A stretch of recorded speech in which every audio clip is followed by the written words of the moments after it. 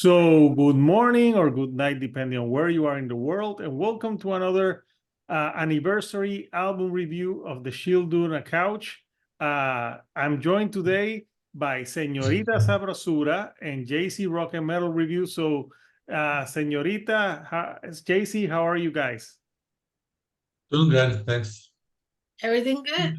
Good. So, we're here to talk about this album I have in the back.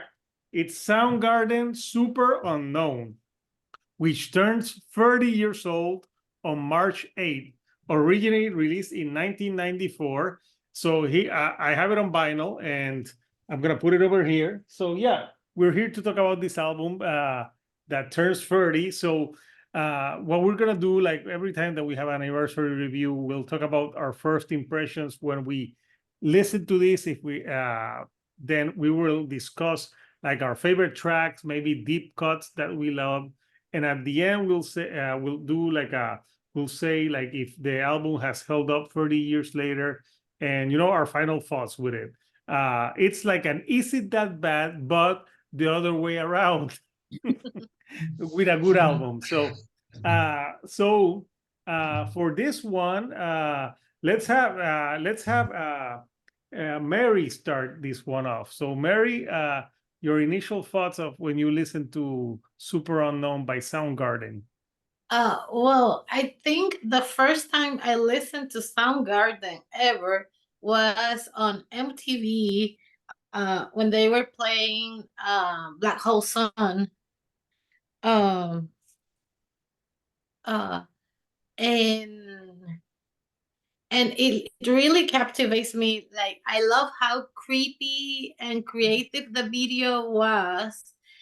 And of course, I love Chris Cornell's voice, and I haven't heard him sing Temple of the Dog with Hunger Strike. But this was the first time I listened to Soundgarden, and I immediately loved that song, and it made me want to get the album and everything.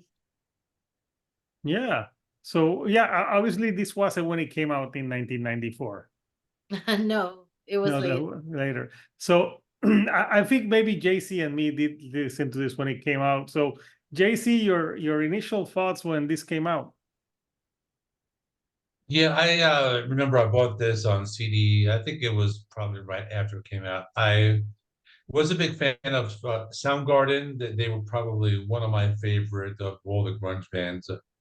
I've actually been listening to Soundgarden since the Loud Love album, and I think it was from 1989 or around that time.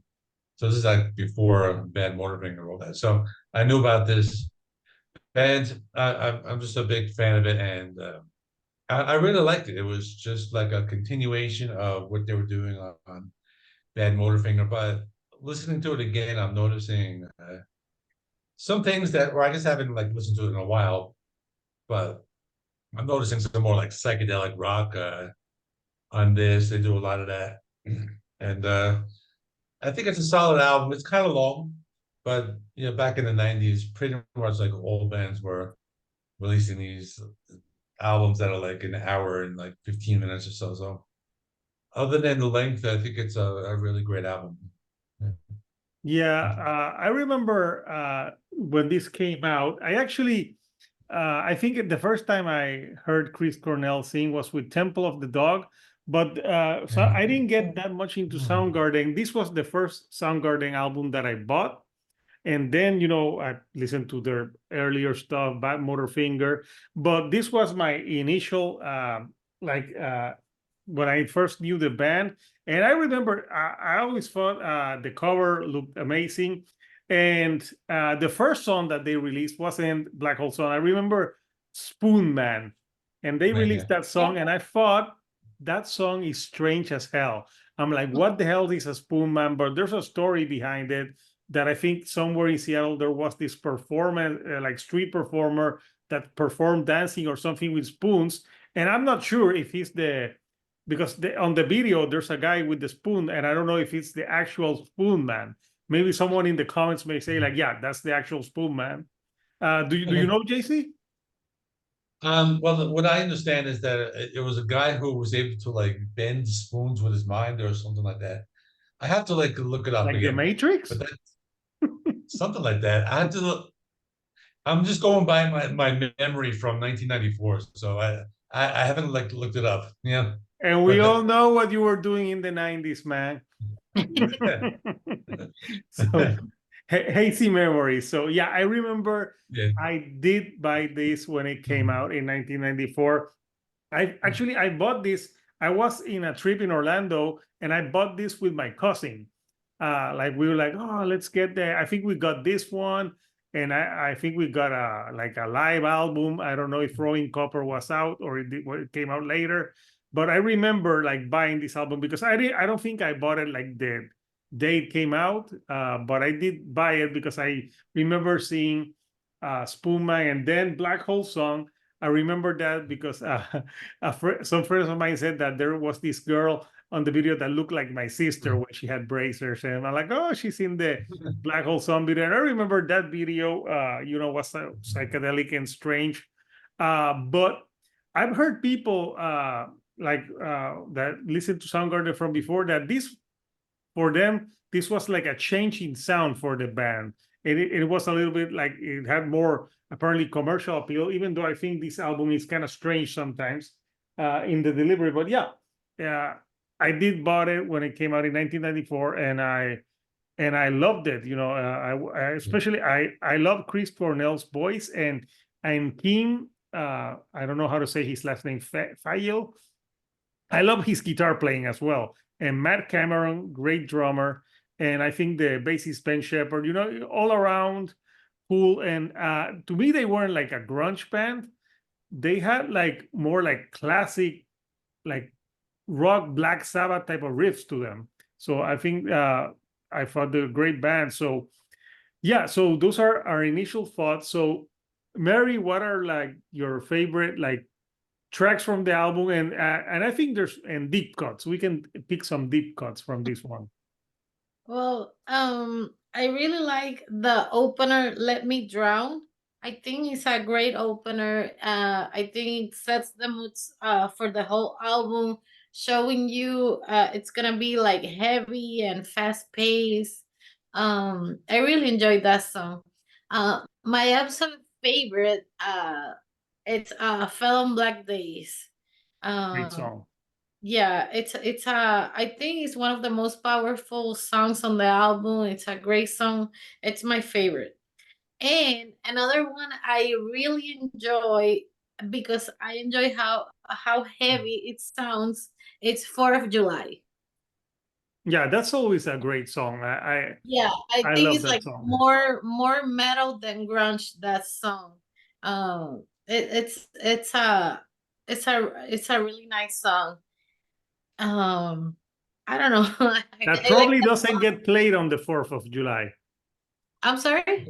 They probably won't play that song on the 4th of July because it's not the most cheerful of No, songs. I don't think so. So, I really enjoy. Like JC said, it's a long album, but I really enjoy it. Um, as a concept, as a whole album. Yeah, I think back in the 90s, people had more patience for long albums. But yeah, when I hadn't, I own it on vinyl, but I don't play it all the time. So, what about you, JC? What tracks for you are your favorite? Maybe some deep cuts. Yeah, I'll pick some deep cuts. I mean, I like the singles, Spoonman, Black Hole Sun. I think Black Hole Sun might be a little overplayed, but I still like it. It is. The Day I Tried to Live, that's a really good song. But my favorite deep cuts, let's see, I'll go with one that we don't talk about much, called track 4, Mailman. That's like this like sludge metal. That's like a really cool song that people don't talk about too much. It's like a really heavy song. I really like the guitar riff in that one. So that's Mailman. And then I like when they do something different, like track 6, Head Down. That one's a little more psychedelic. And if you remember the next album, Down on the Upside, I think a lot of Yeah, people don't like that one. That's like one of my favorites. Like it could even be my number one I like it. because back in 1999, what? I You don't like like it. it? Back in 1990. Okay. Yeah, Maybe we should do an Is It That Bad for that one.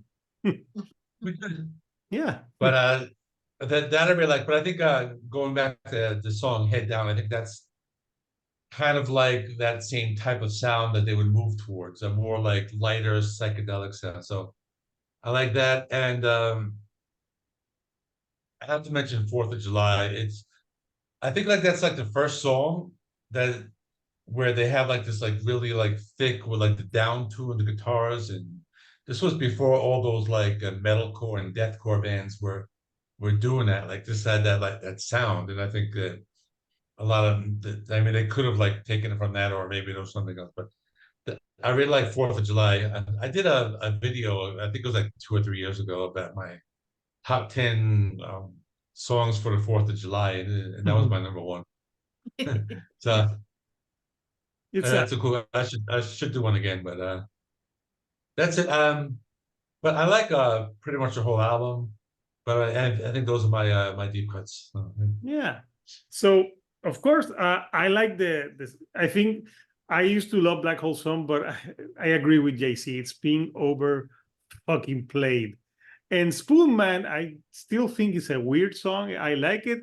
The Day I Tried to Live, I remember that song now more because I think Seven Dust did a cover from that song like a few years later, a few years ago, yeah. sorry. And it's a cool cover, but even Legion Witherspoon is a great vocalist, but I'm sorry, no one can top Chris Cornell. No. And so other tracks that I would say in the deep cuts, no one has mentioned Super Unknown. I love that track. Yeah, that's a great I one. think he's got like a great like guitar thing, and where he goes like "Alive in the super unknown" and the screaming that he does. It's a pretty cool song. Uh, Fell on Black Days. It's my favorite single out of the ones that they released because I think it's such an emotive song that captures like the feeling of feeling like down and out, and like it's a song that I don't know, when I felt down or something, it's a song I like to listen to. And we all know what happened with Chris Cornell, and there's some songs here where he talks about like trying to live and overcome, and it's a shame what happened to him like years later. But I think 4th of July, I love it. It's a great deep cut, and I think they play. I like the guitar thing that they do, the the down tune, because it was very different from for 1994. Like there wasn't metalcore at that Yeah. time, so nothing like that existed. And let's see, another one that I would think is cool. I like My Wave. I think it's fun, and it's kind of like psychedelic too. So yeah, those are the tracks that I would pick. So let's talk about like 30 years later how it's held up, and what do we think about it now, and if like there's some weak points or something about the album. Like Mary, what do you think? Your 30 years later, your thoughts. Oh, well, I think 30 years later, the album still holds up. I think some songs better than others, but it's still a great album. I um I don't listen to the whole album as much as uh some songs here and there. But today I was like listening again the whole album and I enjoy it. I think it still holds up. Chris Cornell voice was amazing. Yeah. How would you like? Is it your favorite Soundgarden record, or the one that you heard the most? I think it's the one I listen the most. Yeah, yeah. So yeah, so 30 years later, for you, it's held up. Yeah. So what about you, JC? What are your thoughts? 30 years. Yeah. I think it has definitely held up. I think it's a solid album. I don't say there's anything like weak songs. Everything. It's a little more experimental than I remember because I haven't really listened to it in a while. So it was kind of nice to go back to it. And like I was saying before, I noticed a little more like psychedelic rock, and then some of the stuff where they would like go into that different style, which they would do more of with the next album. So I think it's a solid. I think like the length doesn't really bother me. I think it was like most albums were that long at that time. I think there's also a lot of variety on this album. Like they do a lot of like different stuff where like the other album, like Badmotorfinger, was a little more kind of straightforward, but I think here they tried to like experiment a little more. I was like reading how like all these songs have these like weird like guitar tunings. Like these are different ways to tune the guitar that like no one else uses. So I thought that was interesting. So definitely, I think it's a really great album, and listening to it again after some time, like you hear some stuff that you didn't really notice like back then. So that's what I liked about it. Yeah. No, so yeah, it's held up for you. So yeah, I was reading some background about this album. So they worked on this after they played Lollapalooza in 1992.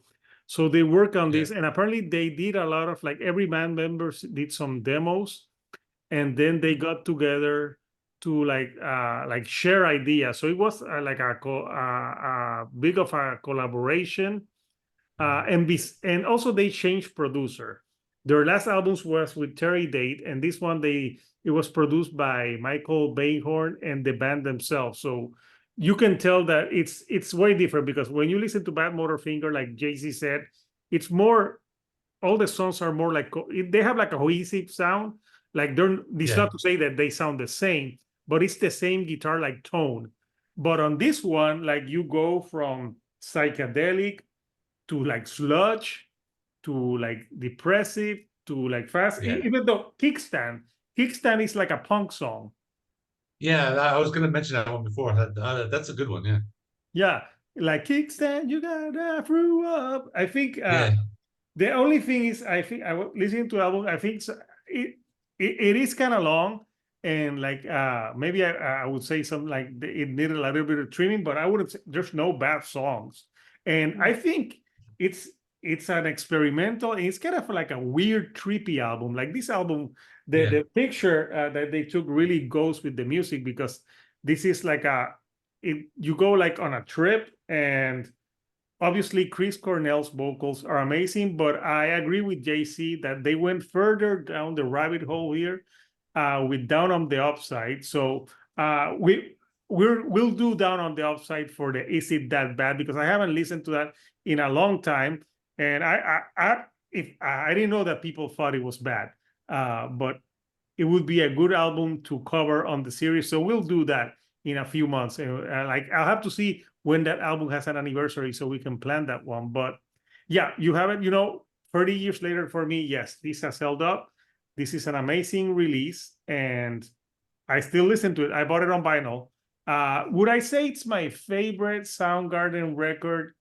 I don't know, because Badmotorfinger it's amazing, but I think this is the album that brings back more memories to me. So maybe I love it a little bit more because it brings me back to 1994. And to me, my formative like musical years were 1992 to 1994. 91 I started, but those are the years where I really got into music. So maybe that's why it's had a bigger impact on me. So on March 8th of 1994, this isn't the only big album that was released. There's another album that was released that Mary has the copy right there. Nine Inch Nails, The Downward Spiral. And we're showing that one because we're going to do a video for that album on Mary's channel, Señorita Sabrosura channel, and that will be uploaded Friday. So watch for that. And it's not going to be on my channel because I already talked about that album 2 years ago. So I'll post the link of 2 years ago when I did my Essential album and I talked about that. But if you want to hear our takes, you have to see the episode on Mary's channel on Friday. So, people, I want to thank Mary and JC for joining me. So, Señorita Sabrosura, she's now doing more content, and she talks more about like indie rock bands, rock in Spanish, and she has a series where she discusses like a notebook that has some songs, and she talks about the songs. Plus, you got the merch, right? Yes. More merch coming soon. So please subscribe to Señorita Sabrosura Vinyl. That's the name of the channel. And watch that Nine Inch Nails video. And JC Rock and Metal Reviews, congratulations on the 5,000 subscriber mark that you hit recently. So with more subscribers come more haters. Yeah, So, yeah, it's always that way. so be prepared for that. So JC Rock and Metal Reviews, you know, great content. He does a lot of like reviews, and he gives you like history and like things that you would normally wouldn't think of. So please subscribe to him. And if you haven't, please subscribe to my channel too. Of course, we have, you know, collaborations, album reviews, interviews, and of course, everyone's favorite series, Is It That Bad? Where we talk about albums that maybe got a bad rep. So until next time, people, this is Hector, the Shield on a Couch. And today, let's listen to Soundgarden, Super Unknown,